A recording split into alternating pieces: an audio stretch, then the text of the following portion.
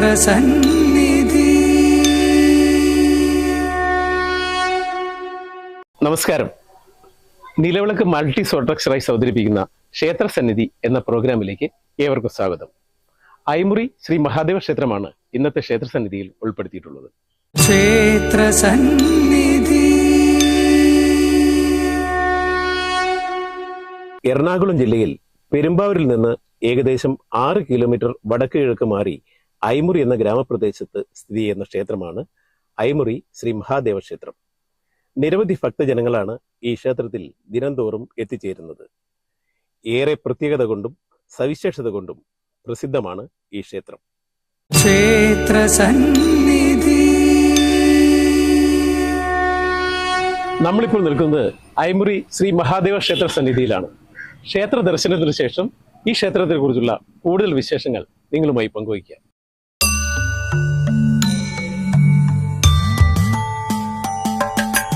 ക്ഷേത്രസന്നിധിയിലമരുന്ന ഭഗവാനും ഭഗവതിയും സദാസമയവും അനുഗ്രഹം ചൊരിയുന്ന സദാസമയവും അനുഗ്രഹം ചൊരിയുന്ന ക്ഷേത്രസന്നിധി.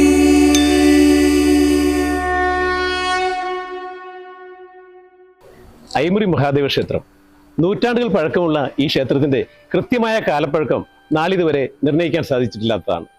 സ്വയംഭൂവായ ശിവലിംഗമാണ് ഈ ക്ഷേത്രത്തിലെ പ്രധാന പ്രതിഷ്ഠ.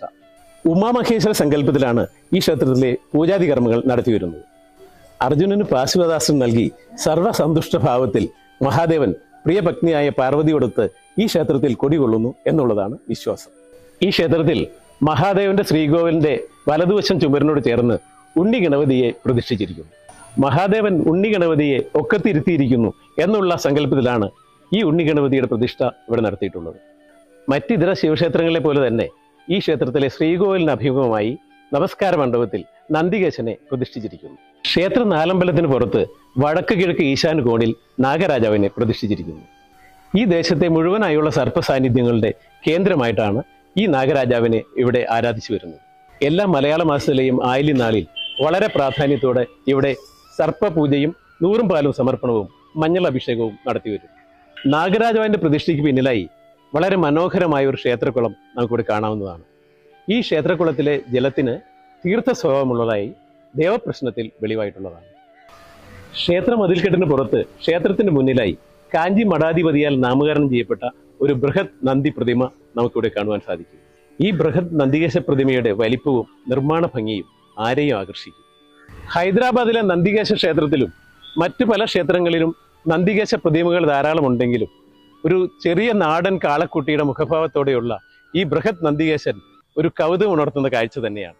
36 അടി ഉയരവും 45.23 അടി നീളവുമുള്ള കോൺക്രീറ്റിൽ തീർത്ത ഏഷ്യയിലെ തന്നെ ഏറ്റവും വലിപ്പമേറിയ നന്ദികേശ പ്രതിമ ഇതാണ് എന്നാണ് കണക്കാക്കപ്പെടുന്നത്. യശശരീരനായ എൻ അപ്പുക്കുട്ടനാണ് ഈ ബൃഹത് നന്ദിയുടെ ശില്പി. 2011 ഈ നന്ദികേശന്റെ പ്രതിമയുടെ നിർമ്മാണം അദ്ദേഹം ആരംഭിക്കുകയും 2012 ഈ അലങ്കാര പ്രതിമയുടെ നിർമ്മാണം അദ്ദേഹം പൂർത്തീകരിക്കുകയും ചെയ്തു. ഈ ക്ഷേത്രത്തിന് ഒരു അലങ്കാരം എന്ന നിലയിലാണ് എൻ അപ്പുക്കുട്ടൻ എന്ന ശില്പി ഈ ബൃഹത് നന്ദിയുടെ പ്രതിമ രൂപകൽപ്പന ചെയ്തിരിക്കുന്നത്. അദ്ദേഹത്തിന്റെ ആഗ്രഹപ്രകാരമാണ് ഈ ശില്പം ഈ ക്ഷേത്രത്തിന്റെ മുൻപിൽ നിർമ്മിക്കപ്പെട്ടത്. ഈ ബൃഹത് നന്ദികേശൻ ഒരു അലങ്കാര പ്രതിമയായതിനാൽ ഈ നന്ദികേശന് ഇവിടെ ആരാധനയോ നേദ്യങ്ങളോ നടത്താറില്ല. എന്നാൽ മഹാദേവന്റെ ശ്രീകോവിലിന് മുമ്പിൽ നമസ്കാര മണ്ഡപത്തിൽ മഹാദേവന് അഭിമുഖമായി ഇരിക്കുന്ന നന്ദികേശന് നിത്യേന പൂജയും നേദ്യങ്ങളും നടത്തിവരുന്നു. ആ നന്ദികേശനുമുണ്ട് മറ്റൊരു പ്രത്യേകത. ക്ഷേത്രസന്നിധി. സാധാരണ ശിവക്ഷേത്രങ്ങളിൽ ശ്രീകോവിലിന് നേർരേഖയിൽ ശിവന് അഭിമുഖമായാണ് നന്ദികേശന്റെ സ്ഥാനം. എന്നാൽ ഈ ക്ഷേത്രത്തിൽ മഹാദേവന്റെ ശ്രീകോവിലിൽ നിന്നും മഹാദേവന്റെ ഇടത്തോട്ട് വളരെ നീങ്ങിയാണ് നന്ദികേശൻ ഇരിക്കുന്നത് എന്നുള്ള പ്രത്യേകത കൂടി ഈ ക്ഷേത്രത്തിനുണ്ട്. രാവും പകലും ശിവഭഗവാൻ ധാരയിൽ നീരാടി നിൽക്കുന്നു എന്നുള്ള പ്രത്യേകത കൂടി ഈ ക്ഷേത്രത്തിനുണ്ട്. ഒരു നാൾ സിദ്ധനായ നന്ദനാർ ഇതുവഴി പോയ സമയം വഴിയരിയിൽ നിന്ന് ഭഗവാനെ തൊഴുതു എന്നും, എന്നാൽ നന്ദനാർക്ക് നന്ദിയുടെ വിഗ്രഹം മൂലം ഭഗവാനെ നന്നായി ദർശിക്കാനാവില്ല എന്ന് മനസ്സിലാക്കിയ നന്ദികേശൻ ഭഗവാനിൽ നിന്നും അല്പം ഇടത്തോട്ട് നീങ്ങിയിരുന്നു എന്നുള്ളതാണ് ഐതിഹ്യം. ഈ ഐതിഹ്യ കഥയിൽ പറയുന്ന പോലെ മഹാദേവന്റെ ശ്രീകോവിലിന് അഭിമുഖമായുള്ള നമസ്കാര മണ്ഡപത്തിൽ മഹാദേവന്റെ വളരെ ഇടത്തോട്ട് മാറിയാണ് നന്ദി ഇരിക്കുന്നത് എന്നുള്ള പ്രത്യേകതയും സവിശേഷതയും ഈ ക്ഷേത്രത്തിനുണ്ട്. വർഷങ്ങൾക്ക് മുമ്പ് ഒരു ശൈവസിദ്ധൻ ഈ ക്ഷേത്രത്തിൽ വരികയും ഈ ക്ഷേത്രത്തിലെ മഹാദേവനെ വർഷങ്ങളോളം ഭജിക്കുകയും ഇവിടെ വെച്ച് സമാധിയാകുകയും അദ്ദേഹത്തിന്റെ ചൈതന്യം ഈ ക്ഷേത്രത്തിലെ ശിവലിംഗത്തോട് ചേരുകയും ചെയ്തു. അതുകൊണ്ട് തന്നെ ഐമുറി മഹാദേവ ക്ഷേത്രത്തിലെ പ്രതിഷ്ഠയ്ക്കും ചൈതന്യത്തിനും യാതൊരു മാറ്റവും നാശവും സംഭവിക്കുകയില്ല എന്ന് പ്രശ്നവിധിയിൽ തെളിഞ്ഞിട്ടുള്ളതാണ്. സിദ്ധനായ നന്ദനാരുടെ കാൽപാദം പതിഞ്ഞതിനാലും ശൈവസിദ്ധ ചൈതന്യം ഈ ക്ഷേത്രത്തിൽ നിലനിൽക്കുന്നതിനാലും ഈ ക്ഷേത്രവും പരിസരവും ദേവഭൂമിയായി കണക്കാക്കപ്പെടുന്നു. ഈ ദേവഭൂമിയിൽ വന്ന് ഭഗവാനെ ഭജിച്ചാൽ ജന്മാന്തര പാപങ്ങൾ തീരുമെന്നും രോഗദുരിതങ്ങൾ അകലുമെന്നുമാണ് വിശ്വാസം. എൻ്റെ പേര് പുഷ്പ എന്നാണ്. ഞാൻ ഈ നാട്ടിൽ ജനിച്ചു വളർന്നതാണ്. ഇത് ഞങ്ങളുടെ തൊട്ടയൽവക്കത്തുള്ള ഒരു സ്വയംഭൂവായ ശിവന്റെ അമ്പലമാണ്.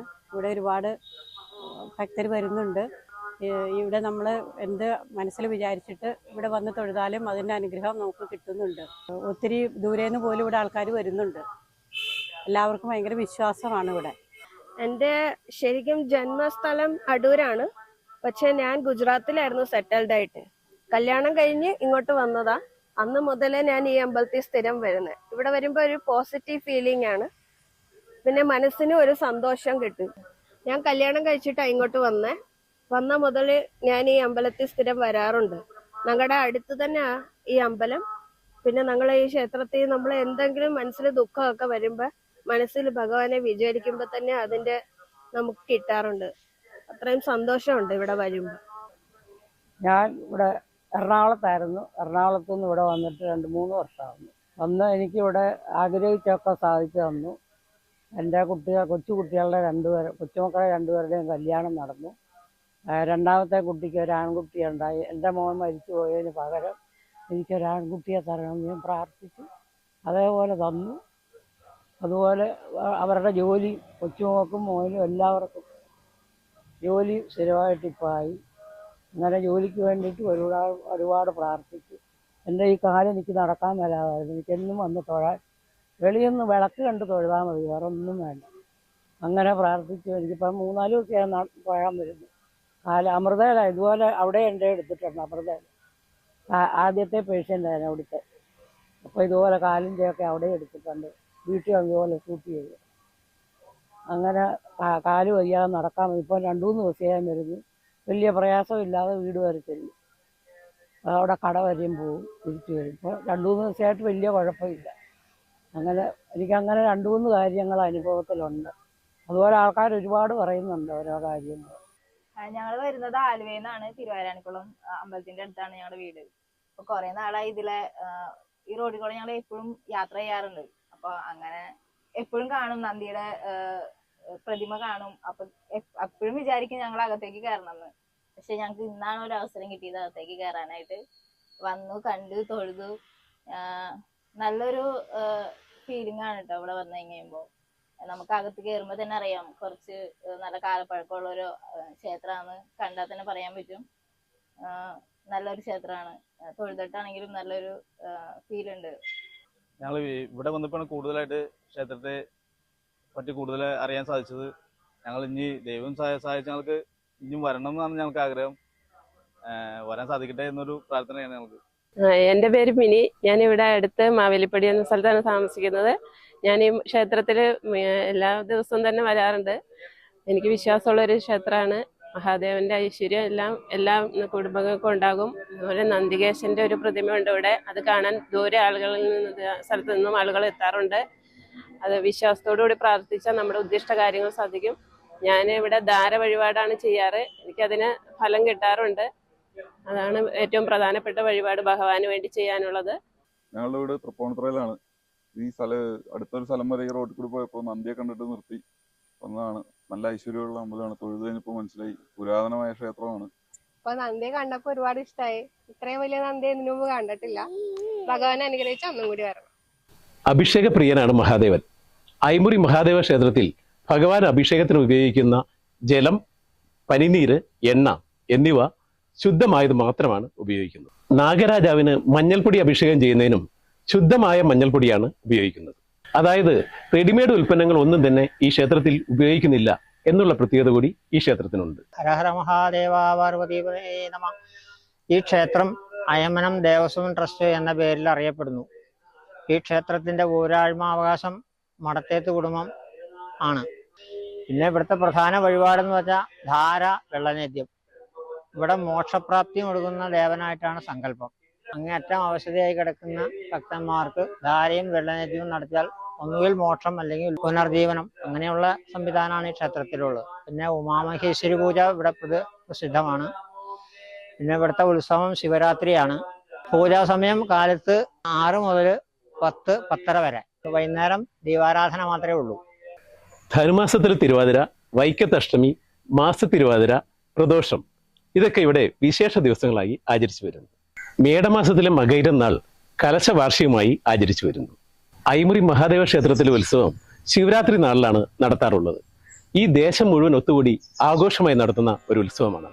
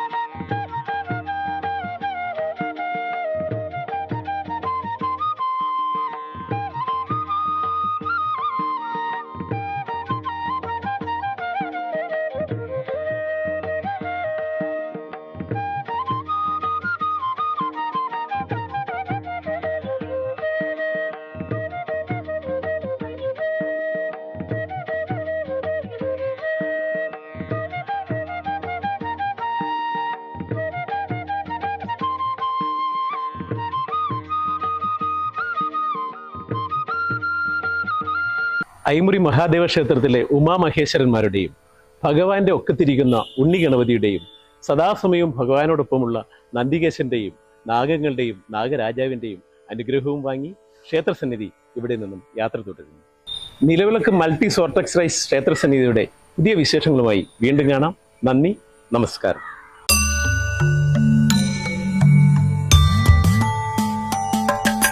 ക്ഷേത്രസന്നിധിയിലമരുന്ന ഭഗവാനും ഭഗവതിയും സദാസമയവും അനുഗ്രഹം ചൊരിയുന്ന സദാസമയവും അനുഗ്രഹം ചൊരിയുന്ന ക്ഷേത്രസന്നിധി